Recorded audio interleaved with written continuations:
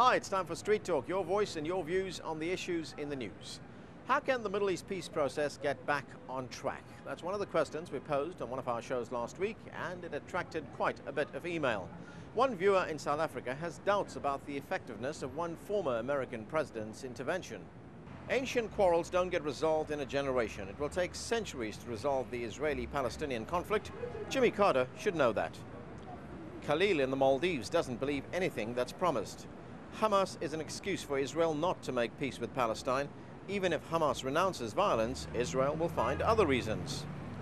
Other measures need to be introduced, says David of Ireland.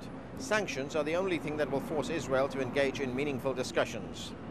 Abraham in Uganda puts the responsibility on one country. Israel needs to act with more diligence. They need to show more commitment and interest in the peace plan. A different nation is responsible, according to Linda in Uganda. As long as the US continues to support Israel against Palestine, hope for peace is in short supply. We talked about the Zimbabwe elections in our show yesterday and asked whether African nations have gone too soft on President Robert Mugabe. Meanwhile, people in South Africa have taken to the streets in solidarity with their northern neighbors during this political crisis.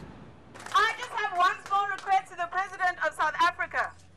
I would like him to please stop wasting the taxpayers' money flying all the way to the United Kingdom to tell Gordon Brown that there is nothing wrong in Zimbabwe. I, as a Zimbabwean, say today that there is something wrong in Zimbabwe. There's a lot wrong in Zimbabwe. South Africa cannot continue to ignore this problem. Some South Africans told us what they think about the situation in Zimbabwe and what needs to be done. It's about Zimbabwe Independence Day. Today is Zimbabwe Independence Day. And instead of celebrating, we're mourning. We don't have our results, we don't have anything. And it's about time we stood up and actually said something. Now, unfortunately, people at home are getting beaten up. People in Karoi are dying. The situation in Zimbabwe is actually just there's absolutely nothing that anyone seems to be able to do about it. I'm not saying that we should invade. I don't know what we should do, but there's we really are running out of options here. Is China the right country to host the 2008 Olympics? That's one of the questions we posed in our question of the week, and it attracted quite a great deal of debate. The same standard should apply to all Olympic hosts, according to Sabah in France. Why not? Other countries that welcome the Olympics are no better than China. In their recent history, they did many things against democracies and liberty. Fazli in Saudi Arabia strongly disagrees.